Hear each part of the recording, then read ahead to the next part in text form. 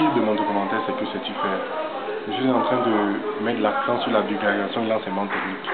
Tout simplement parce qu'au Cameroun, on trouve beaucoup plus de généralistes. Beaucoup plus de gens qui ont des formations beaucoup plus généralistes. Moi, j'aimerais que les gens se forment pour apprendre un métier, pas pour avoir des connaissances tout simplement. Pour qu'on se forme pour apprendre un métier, c'est ça. Est-ce que ça signifie pour autant que la connaissance de base doit être mise de côté, connaissance générale en fait? Moi, je crois que même s'il faut qu'on ait une connaissance de base, il faut qu'on ait une connaissance de base professionnelle, une connaissance de base technique, une connaissance de base qui nous permet d'apprendre un métier. Parce que actuellement, le Cameroun a besoin d'être développé. Qui parle de développement parle d'économie.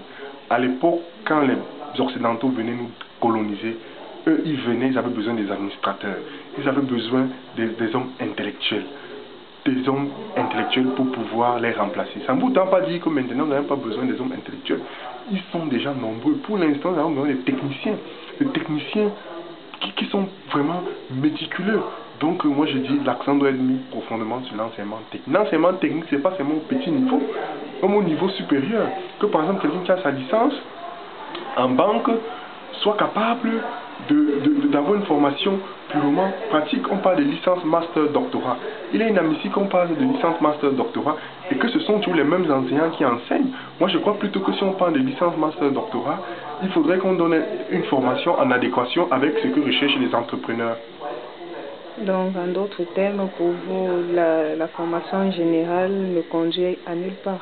Non, la formation générale conduit à quelque chose. Mais il faudrait donner une formation générale pratique, une formation générale professionnelle. Même que celui qui fait l'enseignement général, qu'il sorte de là et puisse faire quelque chose avec son diplôme d'enseignement général, quelque chose de pratique. Je prends avant celui qui a le bac D, par exemple.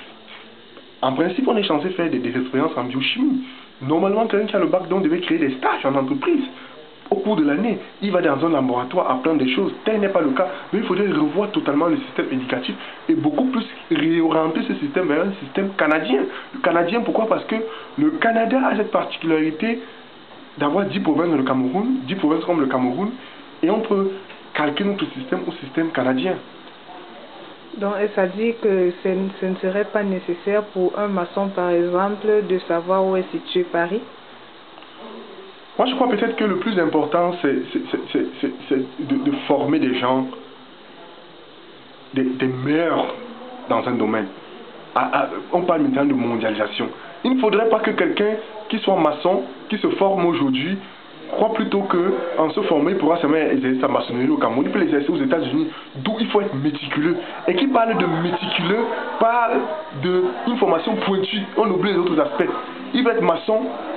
On le forme en maçonnerie et on touche les choses qui sont à côté. On reste uniquement sur la maçonnerie pour qu'il soit le meilleur dont on a besoin.